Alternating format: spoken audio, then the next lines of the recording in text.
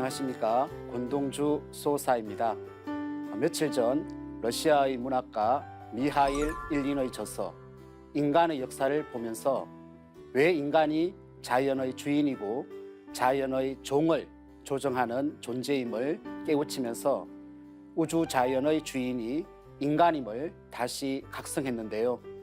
문명이 성숙함에 따라 인간은 자연에 순응하면서 또한 자연을 이용하는 방법을 터득하여 역사의 수레바퀴를 돌리며 현대 문명을 낳는 긍정적인 면도 있었습니다. 하지만 한편으로 인류는 무분별한 자원의 남용으로 환경 파괴와 자연 손상을 극치에 이르게 하고 있습니다. 결국 이대로 간다면 손써볼 수 없는 인류의 생존과 지구 차원의 위기를 맞이하게 될 것입니다. 그래서 석학들은 인간 삶의 차원 전이가 필요하다고 한결같이 이야기하고 있는데요. 이제 인류는 만물 생명의 공동체이자 존재의 근거인 자연으로 돌아가 자연과 함께 공존하고 소통하는 진정한 자연의 주인공으로 거듭 태어나야 합니다.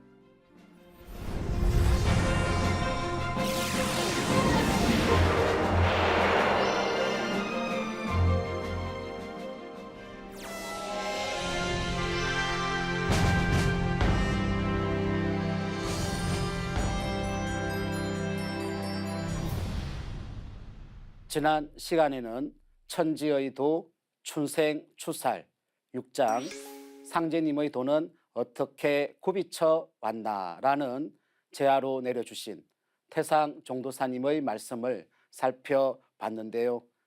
상제님은 인류 역사의 시간의 이종표를 짜놓으신 천지공사가 세상 운명을 결정짓는 세운공사와 상제님의 도의 운명을 결정짓는 도운공사 두 개의 바퀴로 둥글어가면서 후천 새 세상이 열리도록 하셨는데요. 여기서 중요한 것은 도운공사에 인류의 운명이 모두 걸려있다는 것입니다. 왜 그럴까요? 그것은 상제님을 신앙하는데 가장 중차대한 문제는 상제님의 종통이 어떻게 전수되고 상제님의 도의 정신을 누가 그대로 인사로 실현시켜 나가는지를 제대로 보는 것이 중요하기 때문입니다. 이것이 바로 천지공사의 핵심을 깨우치는 결론입니다. 오늘은 천지의 도 춘생추살 7장 태öl주로 천하 사람을 살린다라는 제하로 내려주신 태상 종도사님의 말씀을 살펴보겠습니다. 대자연의 이치에 의해서 상생의 다리를 놓아주시기 위해 동방의 이 땅에 강세하신 상제님께서는 지금의 이 세상에 대한 진단을 시간의 정신으로 다음과 같이 말씀해 주셨습니다. 선천의 모든 악업과 신명들의 원한과 보복이 천하의 병을 빚어내어 괴질이 되느니라. 봄과 여름에는 큰 병이 없다가 가을에 접어드는 환절기가 되면 봄, 여름의 죄업에 대한 인과응보가 큰 병세를 불러일으키느니라. 천지대운이 이제서야 큰 가을의 때를 맞이하였느니라.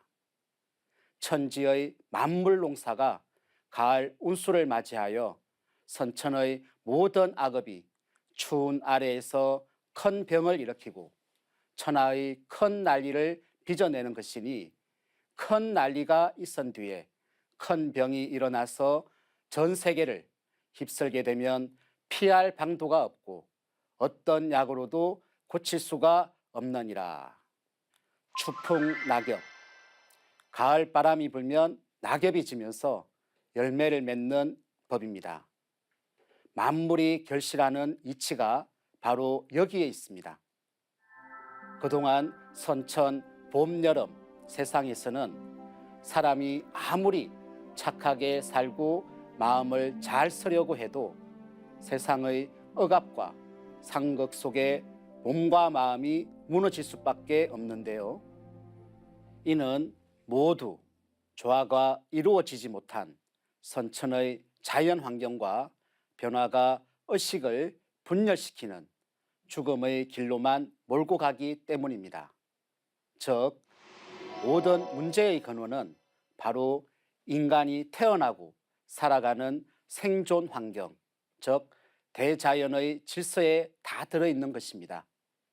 따라서 지금 지구촌 인류가 앓고 있는 전염병의 원인과 다가오는 질병 대란의 실체도, 그리고 대병난에서 살아남는 생존의 길도 우주 자연의 법칙에서 그 해답을 찾을 수 있습니다. 우주의 여름철 말이 되면 천지의 인간 세상의 성장과 분열을 한순간에 정지시키는 손길이 들어오는데요. 그 이치가 바로 천지의 도, 춘생추살입니다. 춘생, 봄은 낳고 추살, 가을은 죽인다는 뜻입니다. 천지에서 그동안 길러온 인간 생명을 거두어 드립니다. 가을철 서리빨 기운이 몰아쳐 지구촌 전 인류의 명줄이 가을 우주의 문턱에서 일제히 끊어지면서 동시에 인간 시종자가 추려지는 것이죠. 상제님께서는 장차 전쟁은 병으로서 판을 막으리라. 앞으로 사업날만 하면 병난이 날 것이니 병난이 곧 병난이니라. 병난과 병난이 함께 오느니라고 하셨습니다. 지구촌이 남북 상실험 대전쟁의 소용돌이 속으로 빨려 들어가는 극적 상황에서 병이 들어와 전쟁을 종결짓는다는 말씀인데요. 질병은 문명에 의해 만들어지고 질병은 문명을 만들어 왔습니다. 역사를 돌이켜보면 큰 전쟁이 발발할 때에는 반드시 큰 전염병이 뒤따랐으며 인간 문명의 전환점에서는 질병이 그 결정적인 역할을 수행하였습니다. 이때는 오직 이 우주의 질서를 맡아 다스리시는 그 한 분, 그분이 오셔야 가을 개벽의 실제 상황을 극복하고 가을로 넘어갈 수 있는데요. 바로 그 한 분이 정산 상제님입니다. 그래서 인간으로 오신 하나님이신 상제님께서는 예수를 믿는 사람은 예수의 재림을 기다리고, 불교도는 미륵의 출세를 기다리고, 동학 신도는 최수운의 갱생을 기다리나니 누구든지 한 사람만 오면 각기 저의 서성이라 하여 따르리라. 예수가 재림한다 하나 곧 나를 두고 한 말이니라. 공자 석가 예수는 내가 서기 위해 내려 보냈느니라 라고 하시면서 그 한 분이 바로 당신님임을 밝혀주신 것입니다. 상제님께서는 내 세상이 되기 전에 손님이 먼저 오느니라. 앞으로 시두가 없다가 때가 되면 대발할 참이니 만일 시두가 대발하거든 병겁이 날 줄 알아라고 하시면서 가을 개벽의 대전쟁 병난과 추살 기운인 대병겁 병난도수로 직접 몰고 들어가는 또 다른 병난의 손길이 있다고 밝혀주셨습니다. 병겁 심판이 임박했음을 알리는 경계경보, 그것이 바로 시두, 일명 천년두입니다. 이 말씀대로 20세기에만 전 세계에서 5억 명의 인명을 앗아간 무서운 질병인 시두는 상제님 말씀처럼 1977년을 끝으로 지상에서 자취를 감췄는데요. 그 시두, 즉 천년두가 남북 상실험의 최후 일전이 임박한 상황에서 천자국 조선으로 들어온다고 하신 것입니다. 그럼 왜 시두가 병겁을 알리는 전령사가 된 것일까요? 이는 역사에서 그 답을 찾을 수 있습니다. 지난 인류 역사에 출몰했던 숱한 질병 가운데 가장 강력한 전염병이 시두였습니다. 시두에 감염된 환자의 폐에서 뽑아낸 한 방울의 체액에는 1000명을 감염시키고도 남을 바이러스가 들어 있습니다. 16세기 초에는 스페인 군대가 옮긴 시두 때문에 남아메리카 아즈텍과 잉카 제국이 멸망했는데요. 시두는 흔히 치료법이 없고 오로지 예방법만 있다고 합니다. 그 예방도 서양은 소의 우두균을, 동양은 인간의 시두균을 이용했는데요. 그런데 동의보감에 시두의 치료법에 관한 놀라운 내용이 들어있다는 사실을 알고 계시나요? 동의보감 프로젝트의 총책임자였던 허준 선생은 서자 출신이었습니다. 이러한 신분적 제약을 갖고 있던 그가 훗날 양평군으로까지 불릴 수 있게 되었던 것은 1590년 광해군의 시두를 치료하면서부터였는데요. 동의보감 소아과 편에서 그는 시두 치료법으로 매화를 복용하면 두창이 나오는 것을 면할 수 있는데 음력 12월에 매화를 채취하는데 많고 적음을 구애받지 말고 응달에 말려서 가루를 내어 꿀로 감실만한 크기의 환을 만들어 매번 1완씩 좋은 술로 녹여 먹으면서 태열구고 천존을 100번 외우면 묘하기가 말로 다할 수 없다고 하였습니다. 여기서 아주 특이한 점은 물리적인 환의 복용과 함께 태열구고 천존이라는 주문수행입니다.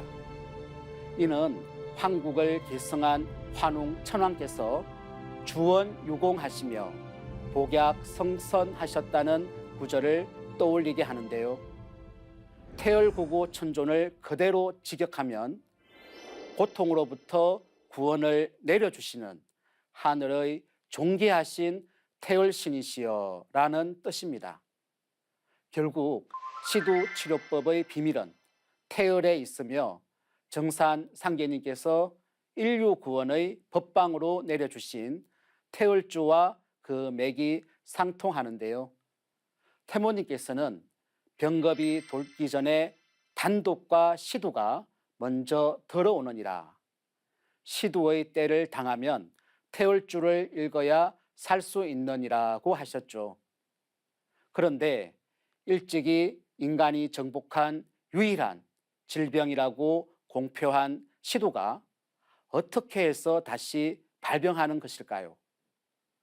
앞으로 시두가 없다가 때가 되면 대발할 참이라는 상제님 말씀처럼 시두는 1977년을 끝으로 지상에서 자취를 감추면서 이에 발맞춰 우리나라도 1981년 천년두를 법정 전염병에서 제외를 시켰는데요. 하지만 21년 만인 2002년 3월에 또다시 법정 전염병에 추가를 하였습니다. 그런데 문제는 시두가 생물학 테러의 형태로 일어날 가능성이 있다는 것입니다. 시두를 생물학 무기로 사용한다면 10g 가지고도 2, 3일 이내에 서울 인구 절반 이상을 감염시킬 수 있습니다. 유엔 보고서에 따르면 북한도 시두 바이러스를 보유하고 있다고 밝힌 바 있는데요. 시두가 앞으로 자연 현상으로 일어나든 생물학 무기를 사용하여 일어나든 가장 심각한 이유는 지구촌에서 시두가 마지막으로 발생한 지 수십 년이 지나 사람들이 소멸된 것으로 여기고 예방접종도 하지 않는다는 점 때문입니다. 정산 상계님께서 100년 역사의 전체 대세를 일러주신 후 그 최종 마무리 상황에 대해 난리가 나간다, 난리가 나간다, 난리가 나가고 병이 들어오리라고 하셨는데요. 난리가 나가고 병이 들어온다. 즉 남북 상실험 전쟁이 임박한 상황에서 시두가 대발하면 전쟁의 병난인 남북 상실험을 최종 마무리하며 병난 도수 전체를 완결짓는 가을 천지의 서릿발 기운, 자연 서신이 가을 하늘로부터 들이닥쳐 화급한 전쟁의 불길을 단번에 역전시키게 됩니다. 상상을 초월하는 괴질이 처음 발병하는 곳이 어디이고 어떻게 병겁이 확산이 되며 얼마나 오랫동안 궤병이 전 세계 곳곳을 휩쓸게 되는지, 그리고 궤병은 왜 올 수밖에 없는지는 정산도 도전을 읽어보시면 해답을 찾을 수 있습니다. 인류가 이제껏 듣지도 보지도 못한 너무도 충격적이고 끔찍한 개벽 상황에서 내 사랑하는 가족, 내 이웃이 이 크나큰 시련에 대비할 수 있도록 도전 말씀을 통해 철저히 준비를 해야 합니다. 그럼 이렇게 머지않아 천지의 추수할 기운으로 엄습하는 궤병이 터질 때 인류는 무엇으로 살아남고 생명을 건질 수 있을까요? 상제님께서는 의통을 지니고 있으면 어떠한 병도 침범하지 못하리니 녹편이라, 만법 가운데 의통법이 제1호구나 하시면서 인류 구원의 법방으로 의통을 내려주셨습니다. 의통이란 무엇일까요? 의통의 의자는 아픈 것을 고쳐서 살린다는 뜻이고, 통은 그늘이다, 통일한다는 뜻입니다. 의통은 병든 세계를 살려 통일한다는 의미로서 후천의 새 문명 세계를 열기 위해 병든 하늘과 땅, 인간과 신명을 모두 고쳐 통일하는 구원의 법방입니다. 상제님께서는 지기가 돌 때에는 세상 사람이 콩나물처럼 서러지리니 가만히 앉아 있다가도 눈만 스르르 감고 넘어가느니라.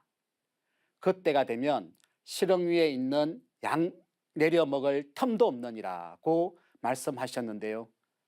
그 상황에서는 선천 성자들의 교법과 세상의 모든 의술, 의학이 무용지물이 됩니다. 바로 이때 창생들을 살려서 온 천하를 통일하는 아버지 상제님의 조합법이 의통법입니다. 다시 말해서 가을 개벽의 숙살 기운이 병겁으로 휘몰아칠 때 전 인류가 죽어 넘어가는 현장에서 사람을 살리는 상제님의 심패, 그것이 의통입니다. 이 의통은 실제하는 신물로서 태울줄을 바탕으로 하는 상제님의 조화 신권과 독권을 상징합니다. 상제님께서는 모든 기사묘법을 다 버리고 오직 비열한 듯한 의통을 알아두라고 거듭 당부하셨습니다. 가을 개벽의 극한 상황에서 선천 상극의 모든 대립과 갈등을 마무리 짓고 후천의 세계 통일 문화를 여는 관건, 그것이 바로 의통입니다. 상제님께서 천지공사 보신 지 100여 년의 세월이 흐른 지금은 인간 열매를 맺는 때입니다. 인류는 지구의 불, 천천 봄, 여름, 우주의 고통과 비극의 불길을 묻는 화둔의 시간에 들어서 있습니다. 이제는 그 누구도 피할 수 없는 가을 개벽의 전주곡 시두대발과 남북 상실험의 전쟁과 가을 서릿발의 이치로 오는 병난의 과정을 극복해야 합니다. 상제님께서는 9번 길과 갈림길이 많아 죽는 길로 쉽게 빠져드는데 탄탄한 대도에 살 길이 없는 게 아니요, 바로 찾기가 어려울 뿐이다라고 하셨습니다. 그렇다면 어떻게 해야 가을 개벽기에 인간으로 오신 상제님의 대도를 만날 수 있을까요? 과연 누가 후천 새 생명을 얻는 주인공이 되는 것일까요? 상제님은 조상의 엄덕으로 나를 만나게 된다라고 하셨는데요. 이번 개벽기에는 각 성씨의 시조 할아버지들로부터 대대로 조상들이 쌓은 선업과 악업에 따라 그 자손의 생사가 판가름 납니다. 그러나 조상의 엄덕이 있어 하늘에서 아무리 돌을 열어주어도 자손이 못나서 받아들이지 못하면 다 헛일이 되는 것이죠. 또한 조상이 아무리 저각을 해도 내 일심만 강력하면 모든 방해 기운을 잘 이겨내고 신법이 성숙하여 마침내 훌륭한 구두자가 될 수 있습니다. 혈심과 지극정성을 가지면 누구든지 진리를 만날 수 있습니다.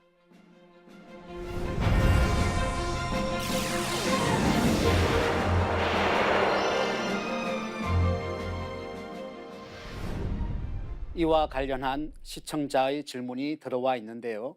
한번 들어볼까요?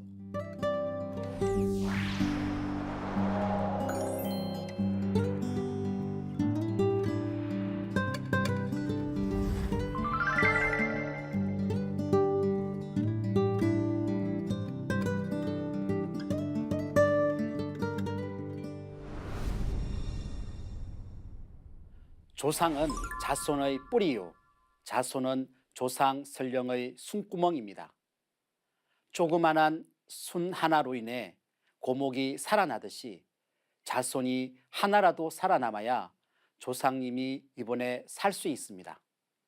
자손은 조상의 유전인자를 이어받던 조상의 열매이기 때문에 자손이 없어지면 조상도 사라지고 마는 것이죠. 그래서 조상들은 천상에서 자손줄이 끊어지지 않도록 늘 간절히 기도하며 구원의 손길로 자손의 삶에 직접적인 영향을 미칩니다. 상제님은 설령신이 자손줄을 타내리기 위해 60년을 기도한다고 하셨습니다.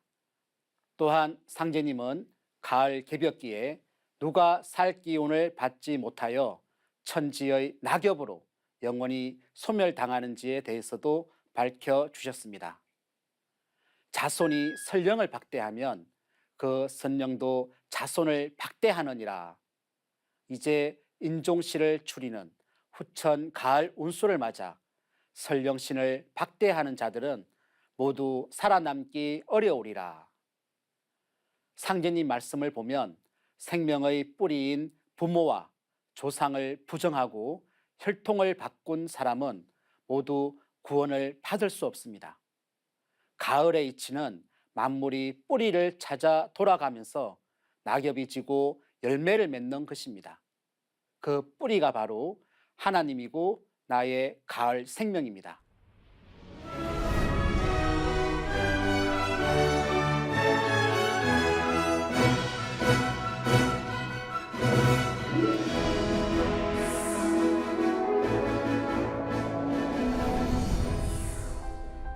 하늘에 있는 태양과 달의 빛이 지구에 내려오는 이유는 바로 인간을 길러 성숙시키기 위함입니다.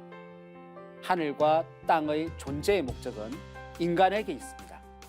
그리고 인간의 목적은 하늘과 땅에 있습니다. 천지와 인간의 관계성과 목적성을 알기 위해서는 우주 1년 4계절의 인간 농사 짓는 새로운 이야기를 알아야 합니다. 그러므로 진리의 대상은 인간에게 있습니다.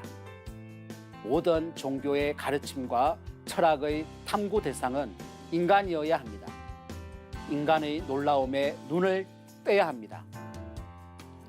20세기 현대 물리학의 최고의 성과는 인간이 참여하는 우주라는 사실을 밝힌 것인데요.